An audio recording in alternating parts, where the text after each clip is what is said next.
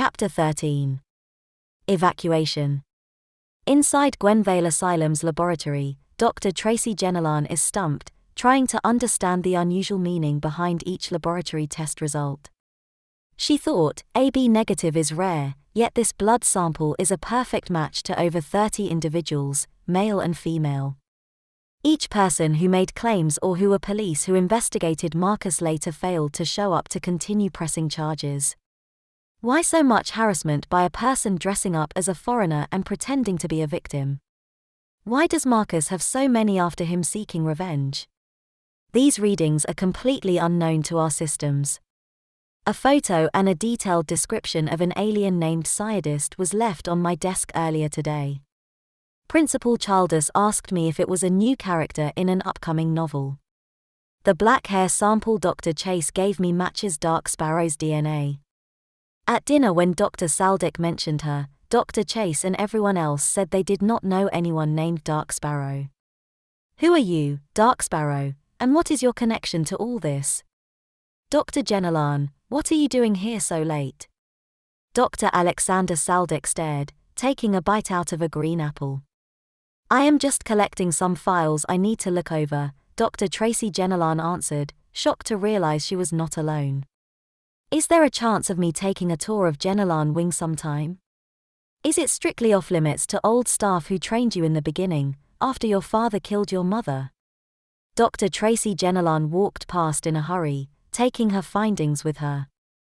At least give me a chance to assist you in Jennelan Wing, just in case if you suddenly pass away and mentally ill patients remain locked up without hope. Ignoring me will not help. I know you're hiding someone who needs to be turned into the proper authorities. Driving a white NEV paramedic's hearse, Dr. Tracy Jennelan was listening to country rock on the radio. We interrupt this station's broadcast with breaking news. A bomb has been reported in South Nankin as the Nankin emergency volunteers are currently knocking on doors to spread awareness. Here is Janet Munson to give her thoughts on the crisis. Dr. Tracy Jennelan switched off the radio. When will people stop listening to her garbage? Taking a right turn, she drove past to see thousands walking in the streets, evacuating. Police, Nankin emergency volunteers, Major Brett Thorne, Peter Richardson, and Eric Fitzgerald were assisting civilians onto school buses. Major Thorne waved at the approaching Dr. Tracy Jennelan. Winding down her window, she asked, "What is going on, Major?" "I heard something about a bomb. I think it's just a prank from some delinquent kids." "Have you seen anything unusual lately, Doctor?" "Strange blood matching 30 people, both male and female.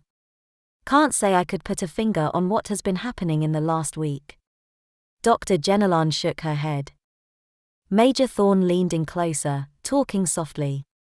Most of Nankin and Gwenvale are evacuating, seeing as the country club incident has gone viral on Janet Munson's social media page. "We have Janet Munson's slanderous second-person perspective to thank," he said, laughing out loud. "Am I understanding the second-person perspective thing?" Major Thorne asked curiously. You are understanding second-person perspective, just like in the silly affidavit she had served on you. Moving forward, Tracy, Nev HQ is currently under investigation by the FBI again. Alyssa's death has sparked controversy since her ashes were spread in the Tyson River after the cyborg attack. My, that's a fancy watch. Major Thorne directed his attention to her topaz-studded watch. Dr. Jennelan looked at her topaz-studded watch. Mass panic.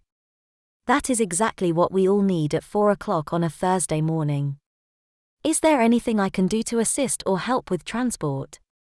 Major Thorne looked around, then communicated in sign language. Do you know sign language? She signed in response, yes. Is there something you need to tell me privately? If you get involved, the FBI will arrest you. Janet Munson has it in for NEV and for you especially. Why you, of all good people? This time she may shut NEV down permanently. Dr. Tracy Jennelan signed, well, aren't I lucky? You didn't hear this from me, but Janet Munson can go shove her microphone up her arse and jump off the Tyson River Bridge. Ha, ha, ha. Dr. Jenolan imitated a drowning seal while silently laughing. Major Thorne signed, keeping his laughter minimal. The FBI would not swim to save the behemoth, because she is the reason they work so much, wasting millions of dollars of taxpayers' money. I see thousands leaving home more afraid of her than of the actual cyborg. Back to work, Thorne, Janet Munson demanded abruptly. Oh, hey, behemoth.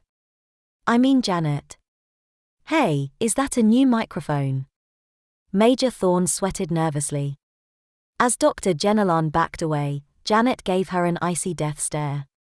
Keeping her distance, Dr. Jenolan left Major Thorne by himself.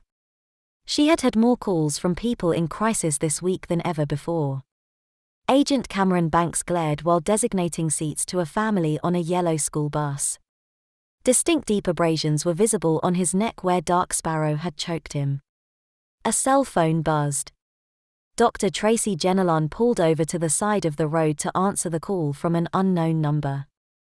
Hello. Doctor, Marcus's prophecy is coming true. His subpoenaed notes explain that Armageddon will occur in less than 24 hours' time. All civilians need to be evacuated.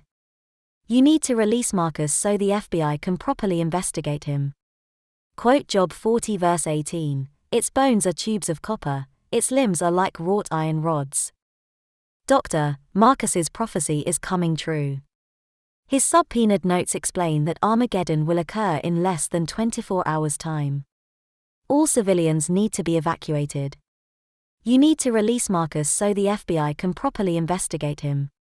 Quote Job 40:18, its bones are tubes of copper, its limbs are like wrought iron rods. The call ended. Poor Marcus, he just wants to be left alone. That verse is a reference to Behemoth. Is the cyborg suit made of copper for a reason? What should I do now? Recording her voice into a dashboard speaker, Dr. Jenolan said, Thursday, June 4th, 4:07.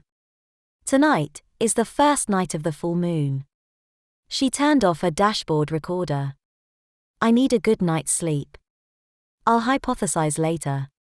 I will also see Dr. Axel Chase at another time to share my findings. Dark Sparrow breaking and entering and stealing NEV property. A good night's sleep for now. I will form a hypothesis after I've had a good sleep before my night shift tonight.